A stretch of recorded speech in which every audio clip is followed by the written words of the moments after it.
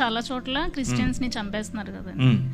So చంపేసిన వెనకాల ఉన్న వాళ్ళకి ఎందుకు దేవుడు పనిష్ చేయట్లేదు? క్రిస్టియన్స్ ని చంపితేనే దేవుడు పనిష్మెంట్ ఇవ్వాలా, లేకపోతే ఎవరిని చంపినా ఇవ్వాలా? క్వశ్చన్ ఏంటి అని అంటే క్రైస్తవుల, బౌద్ధుల, ముస్లిముల, హిందువుల కాదు, ఒక మనిషిని అన్యాయంగా చంపడం. అన్యాయము జరిగిన చోట దేవుడు ఎందుకు ఏం చేయట్లేదు కదా, అంతేనా? హబక్కుకు గ్రంథం అంతా ఇదే. The entire book of Habakkuk is this. ఏంటి, నువ్వు చూడవా, అసలు ఉన్నావా, నువ్వు ఉంటే కళ్ళు మూసుకున్న పాట కూడా పాడారు ఒక ఆయన పాత రోజుల్లో. ఉన్నావా, అసలు ఉన్నావా, ఉంటే కళ్ళు మూసుకున్నావా. దిస్ ఘంటసాల గారు పాట, భక్త తుకారం చూసారా? అందరు భక్తులకు ఇదే క్వశ్చన్, మీకొకరికే కాదు, ప్రపంచంలో ఉన్న అన్ని రకాల భక్తులకు ఇదే క్వశ్చన్.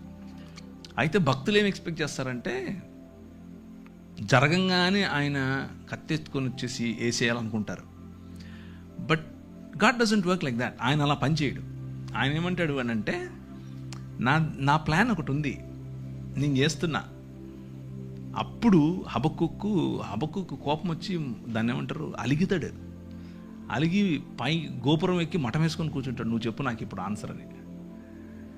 దానికి ప్రభు ఏం చెప్తున్నాడు అని అంటే, నువ్వు చూస్తుండు, నేను చేస్తున్నా, నేను ఒక నూతన కార్యం చేస్తున్నా, అది వస్తుంది, అది జరుగుతుంది, you just need to see it. భక్తిహీనులు ఇలా అయిపోతే, భక్తిహీనులు అసలు భక్తి లేని వాళ్ళు మాకంటే తక్కువ నీతిపరులు వచ్చి మాకు బుద్ధి చెప్తారా అనేది ఆయన క్వశ్చన్. దానికి దేవుడు ఇచ్చేటటువంటి ఆన్సర్ ఏంటి అని అంటే, నువ్వు చాలా భక్తిపరుడు అని నువ్వు అనుకుంటున్నావు ఇశ్రాయేలు, యూదా, కానీ తూరు 2-3 సార్లు 4 సార్లు చేసిన తప్పు ఏదైతే ఉందో అది నీలో కూడా జరిగితే నిన్ను కూడా అలాగే పంపిస్తా. దమిష్కు 3 సార్లు 4 సార్లు చేసిన తప్పు ఏదైతే ఉందో అది నీలో ఉంటే నిన్ను కూడా అదే చేస్తా. హోషేయ గ్రంథం అంతా ఇదే. సో చిరుత పులుల వల్ల ఎగిరేటటువంటి గుర్రాలు కలిగినటువంటి కల్దీయులను లేపి మీ మధ్యకు తీసుకొస్తా. ఆ కల్దీయులు మిమ్మల్ని చెరపట్టుకొని పోతారు. మేము హింసింపబడటం నీకు ఇష్టమా అని అడుగుతాడు ఈయన. ఏంటిది ఇలా చేస్తావా అంటే, అందుకే విను జాగ్రత్తగా, నేను ఒక కొత్త పని చేస్తున్నా, నూతనమైనటువంటి పని.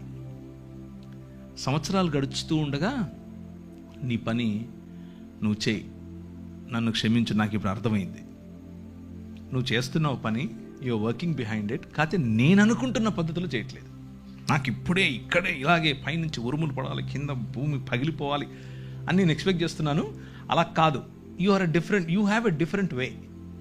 ఆ డిఫరెంట్ వేలో నువ్వు పని చేస్తున్నావు అని గమనించిన తర్వాత హబక్కుకు ఏమంటాడంటే, సాలలో పశువులు లేకపోయినా, అంజూరపు చెట్టు ఫలించకపోయినా యెహోవా యందే నేను ఆనందిస్తాను. నువ్వు ఉన్నావు, నాకు అర్థమైపోయింది, నువ్వు చేస్తున్నావు, నమస్కారం స్వామి, నువ్వే చెయ్యి అని చెప్తున్నాడు.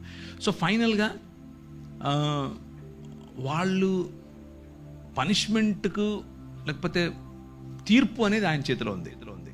Let's put it this way. మనం అనుకున్నట్లుగా కాకపోయినా ఆయన తనదైన శైలిలో, తన పద్ధతిలో సమస్తాన్ని నూతనపరుస్తున్నాడు. కొందరికి ఛాన్స్ ఇచ్చి నూతనపరుస్తాడు, కొందరికి పళ్ళు రాలగొట్టి నూతనపరుస్తాడు. రెండిట్లో ఏది కరెక్ట్ అనేది ఆయనకే వదిలేద్దాం, ఆయన చేస్తాడు. He's doing it. చాలామందిని నేను చూశాను, ఏంటి ప్రభా ఇది, మీకు ఎప్పుడు రాలేదు ఇలాంటి క్వశ్చన్స్? మా పెద్ద పాపకి టెట్రాలజీ ఆఫ్ ఫాలో, హార్ట్లో 4 రకాలైన ఇబ్బందులు ఉంటాయి. నేను ఒకరోజు కారు తోలుకుంటూ బయటకు వచ్చి గట్టిగా రోడ్డు మీద నిలబడుకొని అరుస్తున్నాను, ఎందుకంటే ఆ ఒత్తిడి తట్టుకోలేక. నేను నీ కోసం నువ్వు చెప్పావని చెప్పి నార్త్ ఇండియాకి వచ్చి ఇక్కడ పరిచయం చేస్తుంటే నా బిడ్డకి ఇలా చేస్తావా నువ్వు? నా క్వశ్చన్ సేమ్ హబక్కుక్ క్వశ్చనే. నా బిడ్డకి ఇలా చేస్తావా, ఆమెను ఇలా చేస్తావా?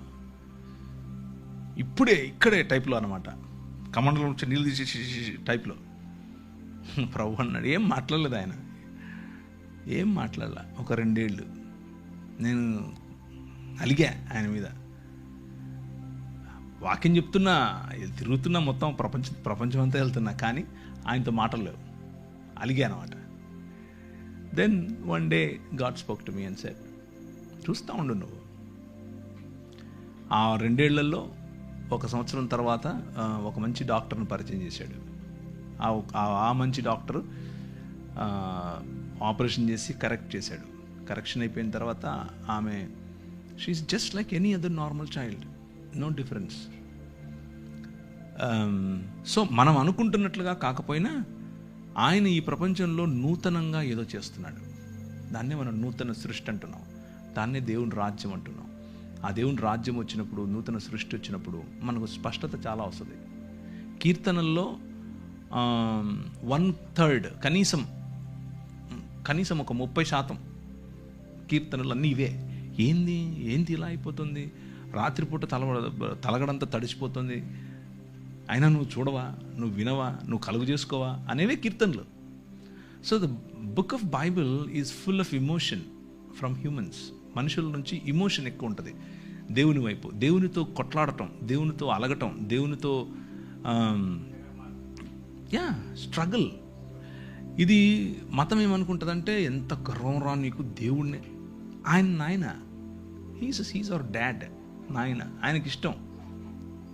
అండ్ ఒకవేళ కూర్చున్న మీలో ఎవరైనా సరే, if you have this question, అది దేవునితో నేను ఇలా చేయొచ్చా? Yes, you can. దేవునితో పెనుగులాడచ్చు, దేవునితో కొట్లాడచ్చు, దేవునితో అలగచ్చు, బొంగమూతి పెట్టచ్చు. He understands it, he comes to you. మీరు అలగటాన్ని, మీరు కోప్పడటాన్ని ఆయన అర్థం చేసుకుని నాకు ఒక పద్ధతి ఉంది, ఆ పద్ధతిలో నేను చేస్తున్నాను అన్న కమ్యూనికేషన్ మనకి ఇస్తాడు. And it is your right, because మీ హక్కు అది, ఎందుకంటే మీరు ఆయన పిల్లలు, రైట్?